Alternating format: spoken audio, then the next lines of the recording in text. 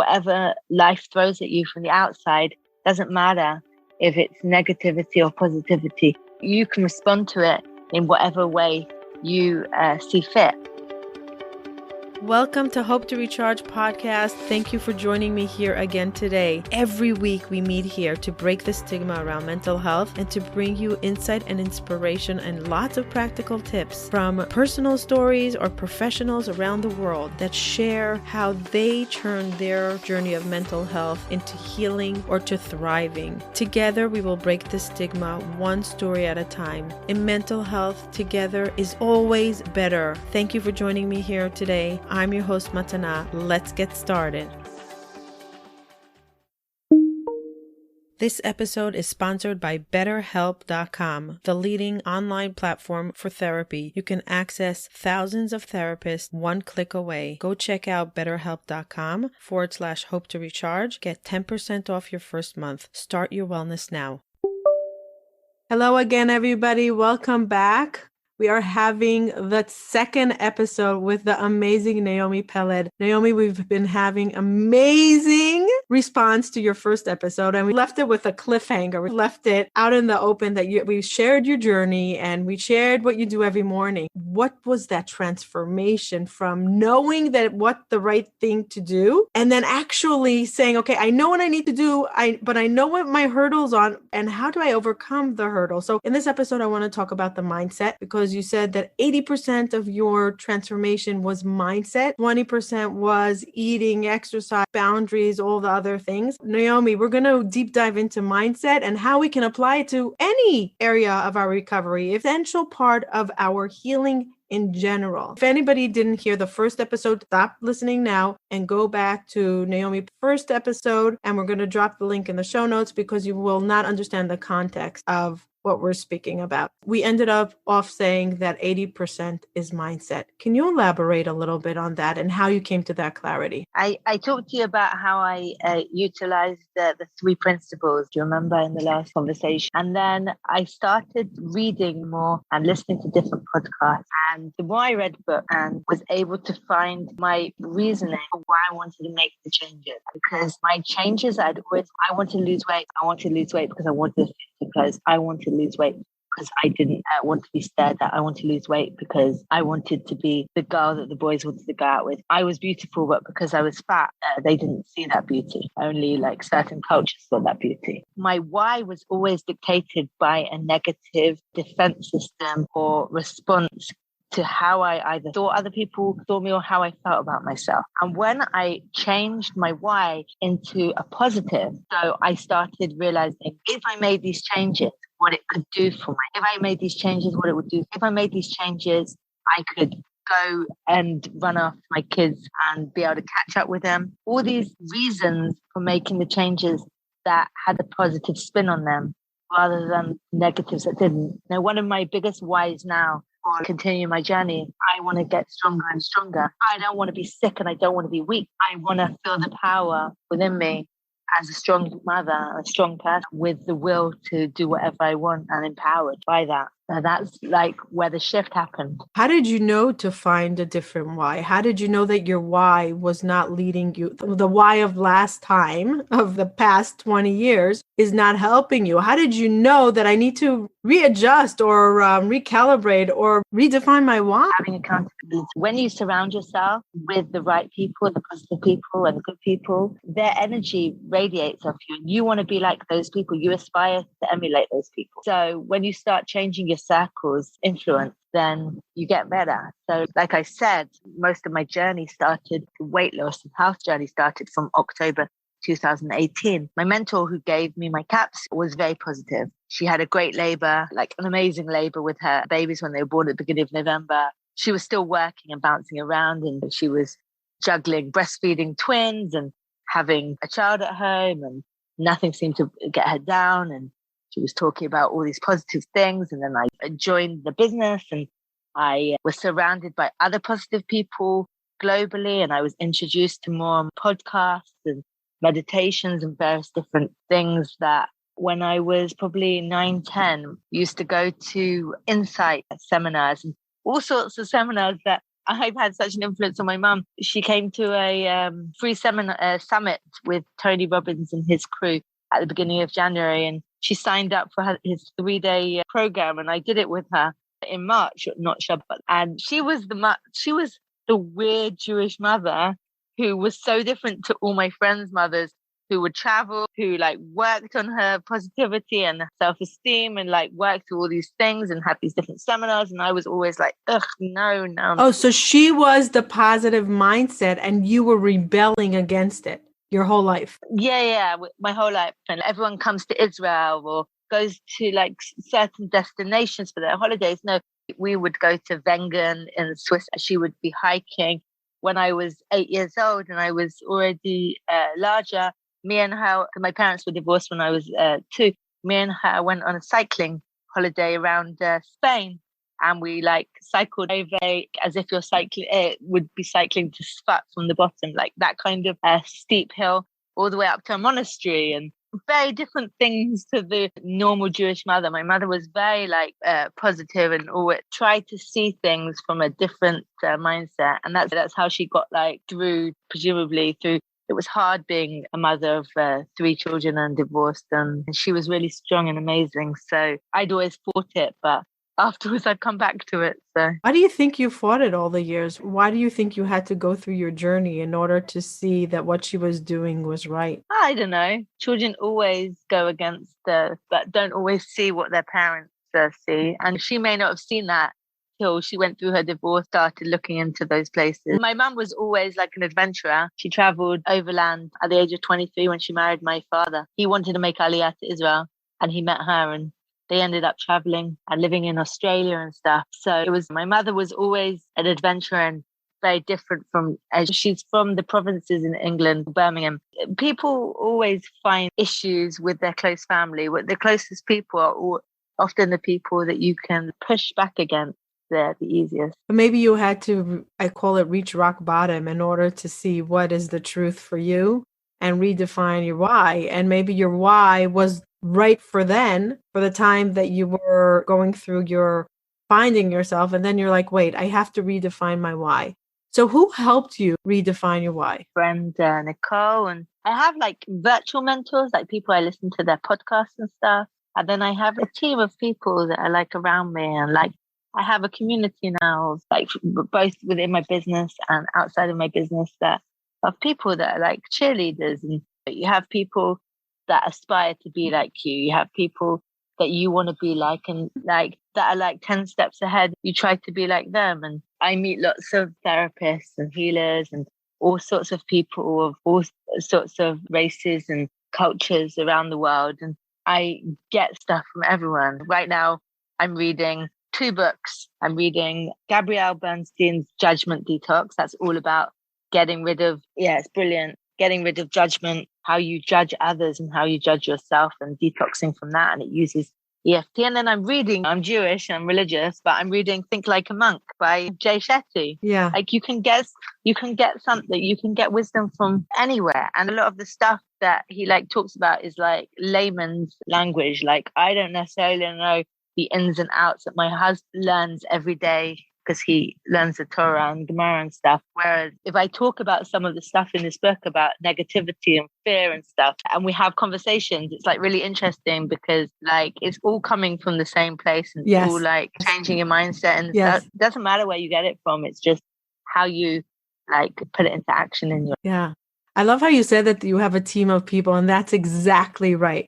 I often say, you need a team. It takes a village, and they change, and the team and villages change as you walk through life. And you can have a mentor that you're listening to, and then you outgrow it. You take what you want from that mentor, and then you go to the next level and you graduate them. And then you go to the next team, and some stay in the team and some change. Some team member change. But it's your tribe that inspire you, that you grow, you give.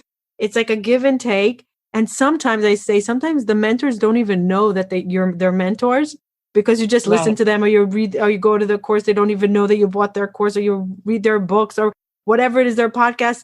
Let's say Brene Brown or Jay Shetty and Gabrielle. All these people are mentors. They don't even know us. They don't even know who we are, but they're our mentors and they're our team. And we make sure that we stay in our mindset with the right people that will keep us focused, with the like-minded people. And I often say this, that when we go through our own journey of reborn, and I asked you, like, when you went through your own reborn journey and you suddenly realize that some people are just toxic for you, and you put the boundaries in place, and that is the most healing experience when you say, okay, these are no longer good for me for the next version of myself.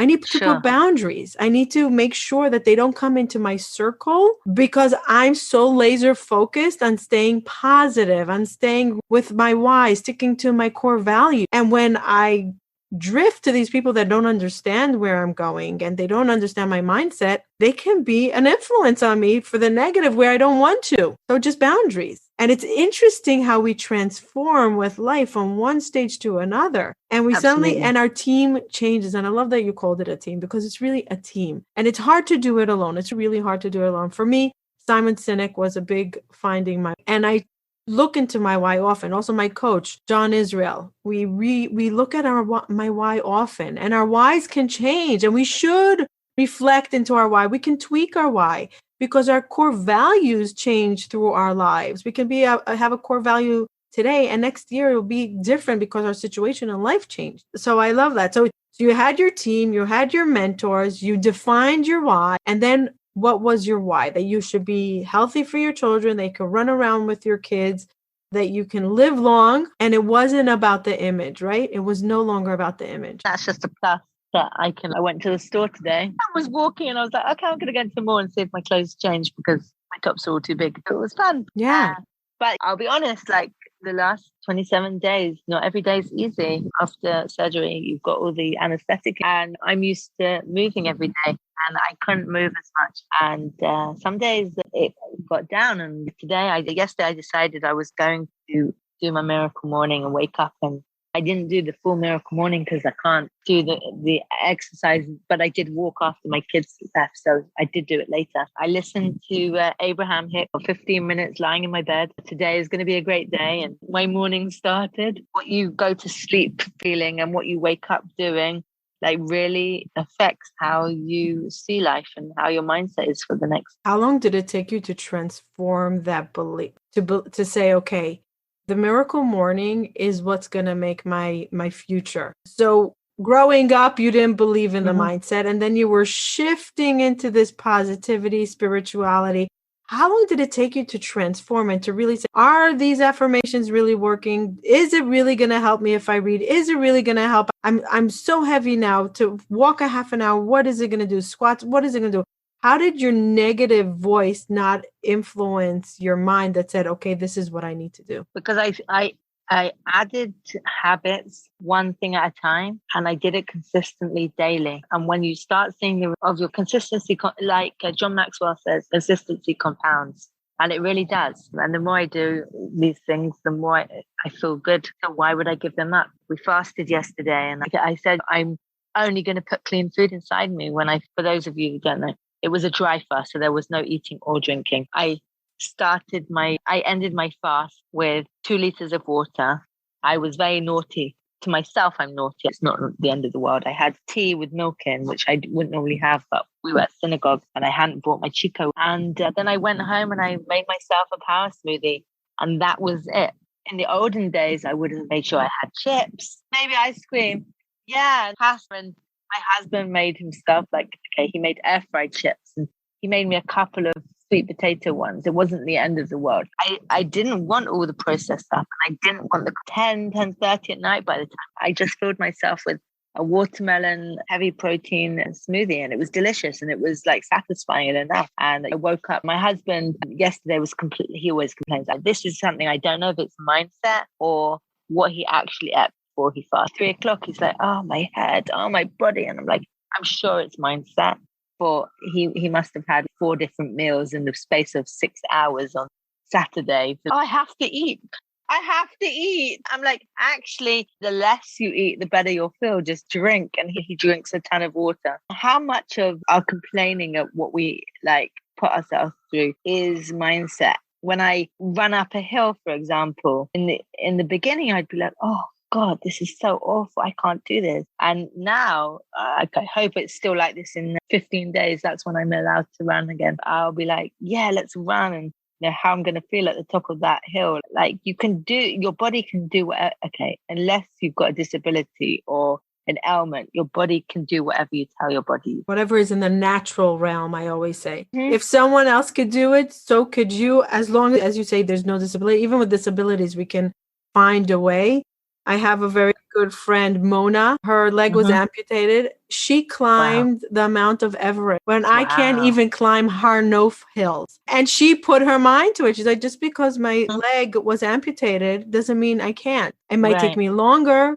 It might hurt me more, but I could. And she now has a whole following for people with amputees that have prosthetics. Amazing. And she motivates them to do more than they feel like their life ends. And how many runners do we see that I had a podcast with a guy that's a double amputee, and he's a athlete. He runs. He said, I'm not going to let my lack of legs stop me from running. So it's the mindset, is what the stories we tell ourselves. And I often talk about this. What's the story? What's the narrative of the story? Mm-hmm. Now, what I often get pushback on is when you practice gratitude all the time, when you do positivity, when is it toxic positivity? And people really confuse toxic positivity with mindset. Can you elaborate on that a little bit? You don't even see it as toxic positivity. You say, it's my choice to be grateful. It's my choice to see opportunities. It's my choice to be happy. Even though I have challenges, I'm not denying my challenges. I'm not denying that I don't have hard days, but I am choosing to dwell where things are going well and in my positive mindset versus the negative things that are constantly going on. So I believe that mindset really is linked to whether you're grounded or not. And it's a lot, maybe mindset's not the right word, but like working on being grounded and having that like inner strength and self-esteem and confidence to believe in your truth, whatever that truth is, and to do what is good for that truth. Whatever life throws at you from the outside, doesn't matter if it's negativity or positivity. You can respond to it in whatever way you see fit. I have a really good friend and I love her dearly and I spend a lot of time with her. She always like laughs at people who like post about gratitude and positivity all the time. She's like, oh, it's so fake. Oh, you're calling me fake? No. But just stop posting that stuff. I'm like, but that's me now. Mostly positive person. Why do you think it bothers her? She sees it as fake. She sees the world that we live in. I don't know if it's the world we live in or the circles that I'm surrounded in now, because of that's what I'm attracting, this law of attraction. I'm seeing most like 90%. I stopped following fake people on fake Instagram, all about positivity, whether you're slim, fat, skinny, tall, short, whatever it is, but like showing the positive and the real and the natural rather than all the fake stuff, and like being surrounded in that. You don't have to see the negativity, and you sometimes bad things, they do happen, but when you're looking for only the good in it, that's why gratitude is. When people start gratitude journaling, they're like, oh, I'm so grateful for my husband.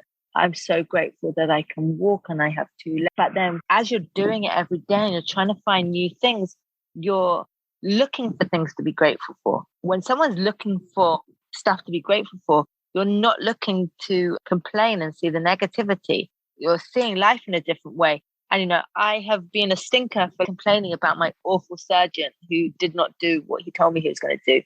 And I was just complaining, and I'm telling people, and I'm sending my friends pictures like he didn't do what he promised me he was going to do. And I was like, wait, I can take charge of this. This is my responsibility. I'm not going to this is a judgment. Okay. This is all about the judgment. Like someone who like thinks they're better than me. And I know he thinks he's better than me the way he spoke to me, but that could be my judgment on him as well as the fact that he is. And I'm not going to let someone control how I feel. And he said to me, but you're fat. That's what he said to me. So, I'm going to go and take it up myself and find someone and a better person. Make a choice to no longer be a victim to these circumstances. Choices. We have choices. Instead of being a victim, a choice and say, I'm choosing to either stay with it for the benefit. Sometimes we make a choice to say, okay, I'm going to stay with the surgeon because he's excellent in his surgery, terrible with bedside manners. I'm willing Sure. to suffer through the bedside manners in order to have incredible hands touch me. I'm willing to Right. do that. And that's a choice. And the realize, okay, so you chose to no longer be a victim to his verbal abuse and his attitude. And you said, I have a choice. It's my body. I'm not going to surround myself with negative voices that are touching my body, that are coming in contact with my body. And 100%. I want to share with you what I posted this morning. I say, the more you count your blessings, the less you will notice your struggles.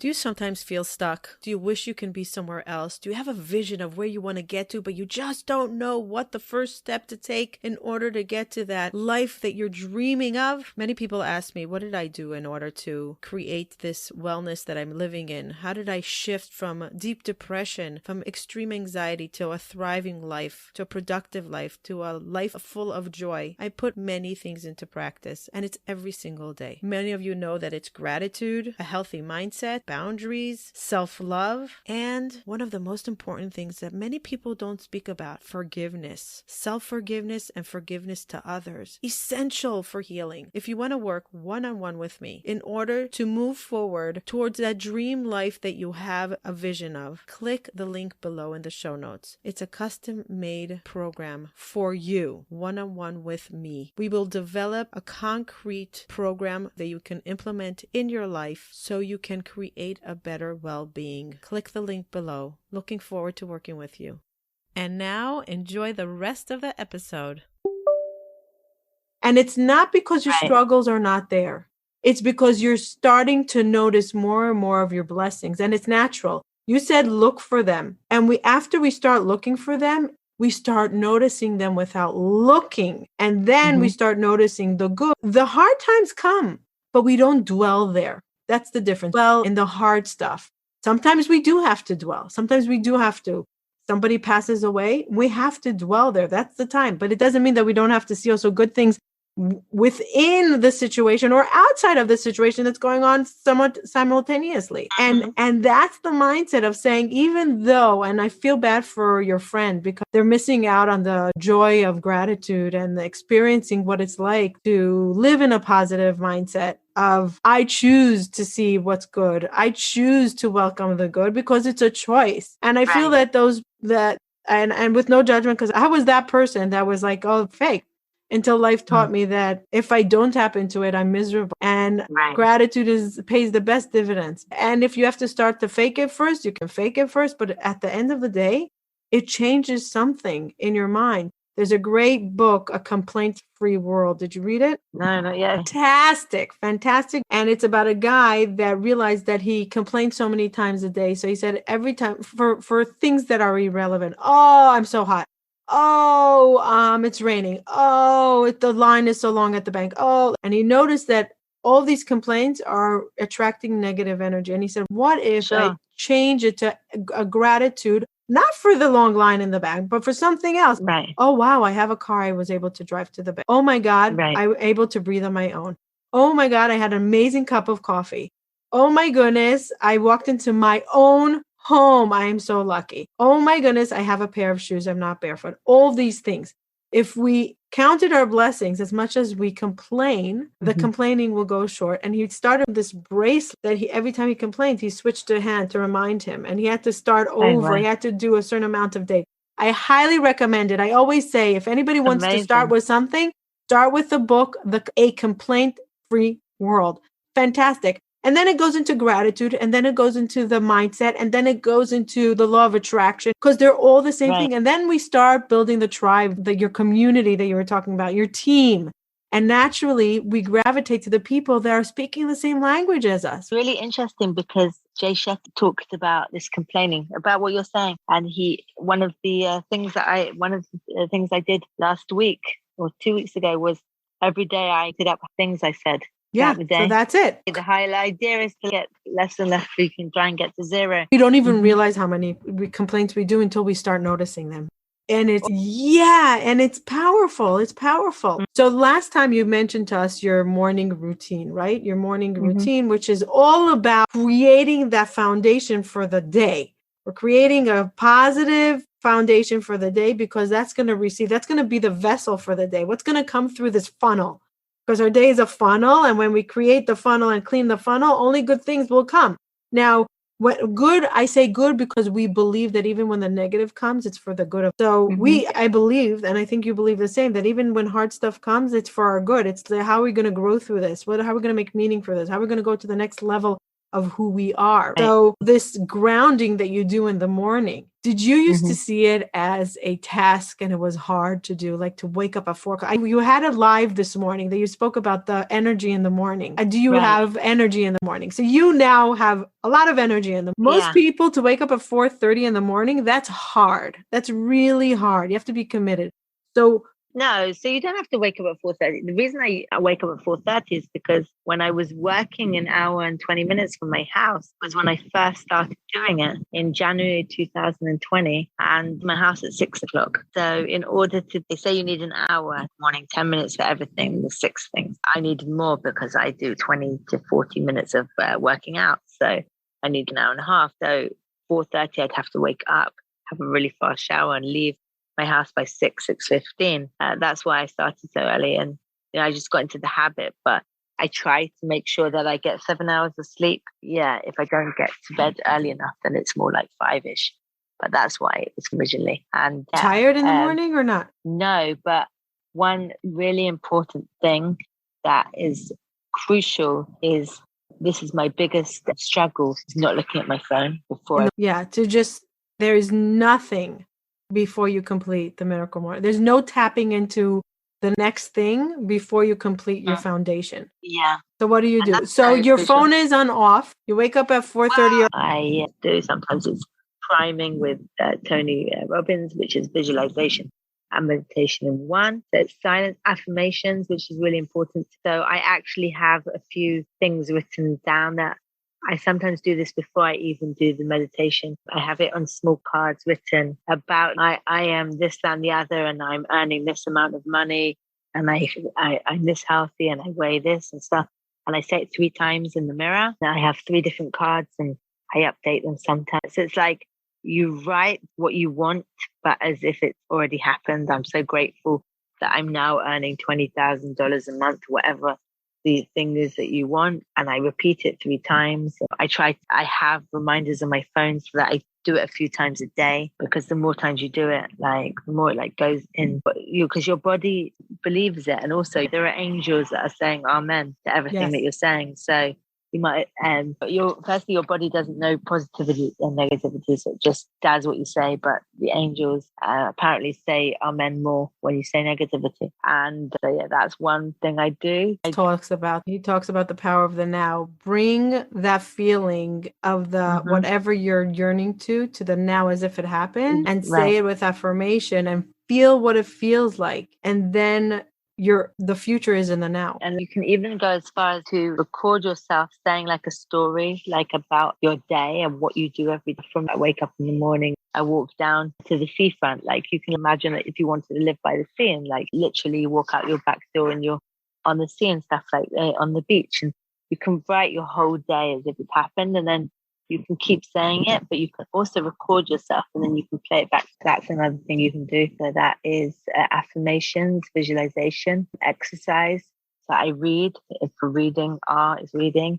And scribing. Scribing is really important. That's the gratitude. So if there's a goal or a task I want to do in a short amount of time, idea that 555, you write down 5 things you want to happen, 50 lines, repeat the same thing 50 times for 5 days. And explain that. Give me an example. Say, for example, that you want 3 new clients in July and you haven't had it. And I'm going to have new clients. You might even say who their name is, and $10,000 revenue by this July. And you just say it. You just write it 50 times for 5 days. Wait, you say it and write it 50 times? Every day you're rewriting? Every day you're rewriting? You're literally writing it, not typing. No. You write it down. So it has to be 5 things. It doesn't have to be 5. My friend missed. That's why I'm getting confused. 5 days of 50 lines of what you want, and it can be up to 5 things. I think that's 5 days, repeating it for 50 times, but you have to write it. So first you write it and then you say it 50 times, or as you're writing it, you're saying write it. You write lines 50 times, but you'll normally write, you have to think. So that's why you have to remember to write it. And like mine sometimes changes because I'm thinking so much. Well, actually, it normally works. I'm still unclear. Okay. I need to get this. Okay. I love these things because it's all about visualizing and manifesting, and I'm a huge believer in manifesting. Okay, sure. So I want this. I remember whose theory is. I have to. We'll Google it. So again, so you write it down. Yeah, it's like when you're naughty, it's something that. At what point are you reading it? Are you first writing 50 and then you read it for 50 times? Or as you're writing, you're saying, let's say my thing is I want to be in Israel for Sukkot with my family, and with the Corona restrictions now, we don't know if we can. And last year we actually manifested it when no one was getting in, no one got in, no one. Yeah, but my family's not. And none of us were vaccinated. First degree relatives. But my husband is not. And I don't live there. He's your husband. No, but I don't live there. We can't. We couldn't. Anyway, it's a miracle and we got into Israel. So we're trying to manifest this again, that if it's the right thing for our family to be in Israel for Sukkot, that we can visit my son that's going to yeshiva there. Right. So let's say I'm going to say, I am in Israel because it's already happened. Yeah. I am in Israel with my whole entire immediate family and my husband and children for this 2021. Very specific. We have to be very specific. Absolutely. Not I'm going to. I am in Israel, Sukkot 2021, with my family in Har Nof, enjoying my entire family, visiting my son in Israel with Ari and the children. Effortlessly. And I could write it and just write it 50 times and say it for 5 days. And what happens after 5 days? Do we reevaluate? Or not? Or if like it didn't happen yet, should we leave it alone? Should we continue until it happens? Oh, I'll find out, because normally it happened for me when I did it. So don't start big things. Tomorrow. So let's say, for example, when you were starting to work out, right? I only introduced this recently. I'm saying, let's take a scenario that you knew about it when you started to work out. And when you started to work out, how many pounds did you weigh? How many kilos? When I first started working out, I was down, I think, to 124. No, how much did you start when you said, okay? My highest 154. But when I committed to myself in October 2018, I was 124. Now I'm 70-ish. So when you were the highest, and something rational, it can't be, I'm going to weigh 70 kilo in the next week when you're 150. You can't do something irrational. You say, I'm going to lose 2 pounds. I'm going to lose 2 pounds this week. So small. So you're saying don't do something outrageous. Do something small, little, tangible, realistic. Right. And let's say you want a big miracle. Let's say somebody's fighting crazy depression and debilitating anxiety. What can they say? I'm going to heal from this anxiety. I'm going to heal from this anxiety by the end of the week. Is it rational to do that? Or you can say, I'm going to feel better within myself, or something that, because you say heal the whole thing, start to make shift. Yeah. Like a realistic step that can actually happen in a short period of time for that person. I often tell my clients, we don't write it down so much, but we do the affirmations and the karate chop with EFT. So I often say that we should say, I'm open to receiving the right mentors to lead me towards healing. I'm open to the possibility. I'm ready to heal. I'm ready to let go of what's holding me back. So these things that are not big, but they're affirmations to myself that we're trying to move forward. We're no longer stuck. I'm inviting the universe to send me the right mentors. I'm inviting the right people to help me in my journey of healing. So we can make big statements, but they're dangerous, and we have to make sure that they're tangible. Right. Okay, fine. Absolutely. One of my last questions to you, because we got to go. Sure. Let's say you hired a fitness coach 2 years ago. You had no mindset. You were still in your old mindset. You were not gravitating towards your mother's mindset. You were stuck in that. but you hired a coach that will work out with you and put you on a diet and do all the right thing, but you were still in that negative space, do you think you would be where you are now with your, and they would be like your accountability, work out with you 3 times a day and run and do it and strict diet and all that? But that was, I did this thing called, which is Transform 20. And there were 6 weeks, and it was commit. It was something, commit. And Sean T, who's like a fitness coach, but it's Beachbody. I just use Beachbody workouts. I don't use all that anything. I was part of an accountability group and stuff, but like the actual workout, the guy is like, come on, we can do this. And even if you're using the modifier, that the way they're talking, it's like helping you to change your mindset. It's, I managed to do this, and I'm not going to give up, and this, that, and the other. And every day after, like during my workouts, I would hate it, but afterwards I would feel amazing. So I'd keep going. And like, even now, like sometimes I work out once a week with my friend, Danielle, and it's so amazing. Like we push each other. She's like super strong. She's from Hart. She used to live in Hart. She's super strong, and she does Krav Maga, and she's a personal trainer and everything. But we both push each other, and it's really fun. And during the 45 minutes, an hour workout, it's like some of it's like tough, but you just keep going because you know you're going to feel good.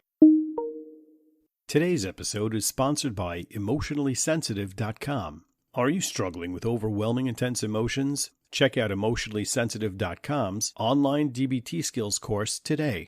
Again, that's emotionallysensitive.com. You have to find something that you're willing to try for maybe a week or 2 weeks. And if it makes you feel good and you continue going, like you keep consistent for a week, 2 weeks, and you start feeling different, then you're going to keep going at it. And meditation is hard for me, and yoga is hard for me.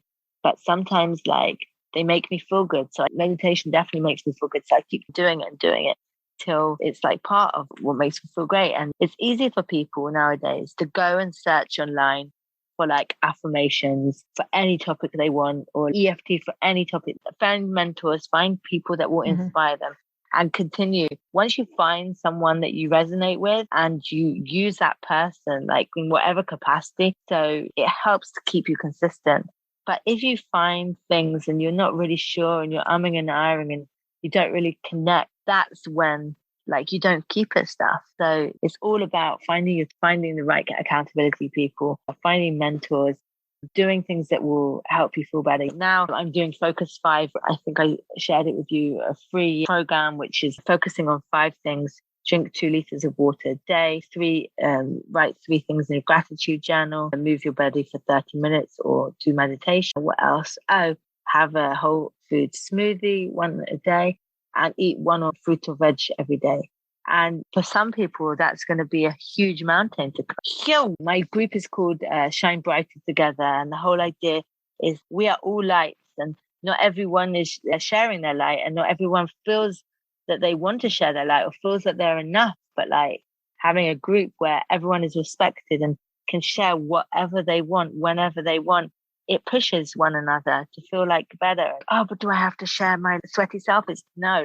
When I started being accountable and sharing in my stories and sharing them in the accountability group that I was once in, I would take a photo, I would take a screenshot of the people working out, and I would put my head on one of the people that were working out.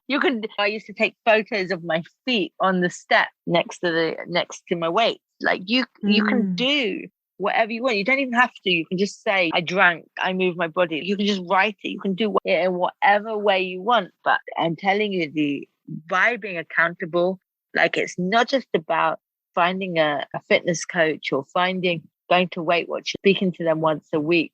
It's actually like having that daily check-in with a mentor or someone that you trust, or in a community that can actually, like, even if no one's telling anyone that they have to do this, that, and the other. It's your choice, but being part of the group, feeling like that you're worthy enough to invest the energy in yourself, it can make a massive difference. It certainly made a massive difference how I saw the world and how my mindset and now my health has changed. Thank you, Naomi. Thank you for sharing your journeys and your tips. So helpful. How do people get to be in your group or work one-on-one with you? What services do you have? So I have my different communities. So I have a Shine Brighter Together community at Facebook. On Facebook, you can search me, Naomi Pelled, Pelled. On Instagram, I'm Naomi Pelled _ natural and healthy, because everything I do is natural and healthy. No toxic chemicals involved. I run different programs. I just finished a Kickstart 10, which helps people to get into healthy and to get to be like clean eating and get to a base where you feel like the best you felt, and then you start introducing foods and use a plating method and different methods. I share different products like I've talked about, my capsules that completely changed my life. I work one-on-one with people on their mindset, because I tell people, I come across a lot of people that want to go do drastic things like weight loss surgery. And I say, even if you decide to go down that avenue, you have to work on your mindset and how you're going to approach life afterwards, because it's all well and good. There are people that have had tummy tucks and different surgeries, plastic surgeries, but if you don't change your habits and your way of seeing, nothing's going to change. You're going to go and spend all this money having surgery to make yourself look like Kim Kardashian or something, and then you're just going to go and eat like you did before the surgery, and you're just going to put more weight on, and you're just going to stretch your skin, and nothing's ever going to be able to be fixed. Like, I help people with the methods that I've used to get to where I am now. And I'm still a work in progress. Right. There's no such thing as perfection. It's like life is one long journey of working to be your best possible self. So how does one contact you if they want to work with you? I'll give you, so you can add it to show notes, my WhatsApp business link, my Instagram, Facebook, TikTok, or email me at naomi@gmail.com. It's all naomipelled@gmail.com. My Instagram is Naomi Pelled _ natural and healthy. I think that's the same on TikTok, and Naomi Pelled on Facebook. And I have Shine Brighter Together, and I have my business page is Naomi's Odyssey to a Better Life. How many people are in your Shine group? That's a more recent one, so that is only about 70, but like it's growing. I have other groups that have more people in, and I'm trying to move people over to Shine Brighter. Thank you so much for sharing your journey, your wisdom, your experience, your passion, your light. Really, I could talk to you for days, and because we relate on so many levels to the same mindset, exercises, and it's inspiring to see different people that accomplished different goals, but with the same tools. So I did it for my mental health recovery, to get off medication and to heal from depression and anxiety. You did it for changing your eating habits, your weight loss, to feeling healthy. Somebody else did it in order to leave a toxic relationship and start over in their life. We could use the same tools, throughout life to accomplish goals. Yeah. Isn't that fascinating? Absolutely. It's fascinating. Amazing. I just spoke to somebody that cured from cancer with mindset. Now, not everybody does that, and she was in the holistic realm, but she wanted to try that versus other things that were scary to her. We can also use mindset while we use traditional medicine. I started with mindset while I was on my medication for depression.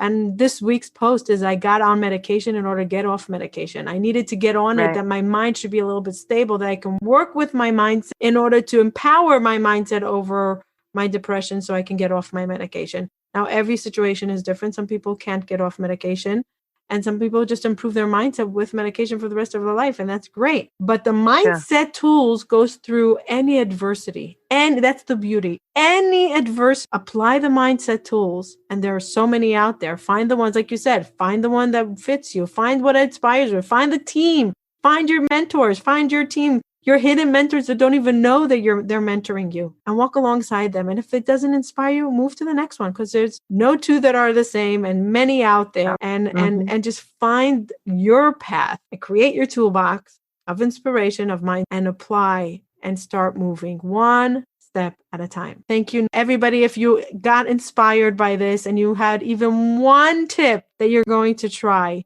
maybe forward this episode to somebody that can gain from this and might even change their life. Bye till next time. Thank you for listening till the end. We highly appreciate all of our listeners. And Mental Health Together is better. You being here means a tremendous amount to us. If you enjoyed this episode and you would like some extra boost of information and inspiration that is not on the podcast, you can go to our website, hopetorecharge.com. There's some premium content that for the cost of a cup of coffee, you can download some amazing information that will help you, a tool that will guide you through life. So don't skip a beat. Don't hesitate. Go to hopetorecharge.com and see what other offerings we have there for your mental health well-being. Thank you for joining us. And remember, if you enjoyed this and you want to say thank you, the best way of gratitude will be by you leaving a review or a comment or sharing this with a loved one. There is no greater form of gratitude for us. Thank you. Bye till next time.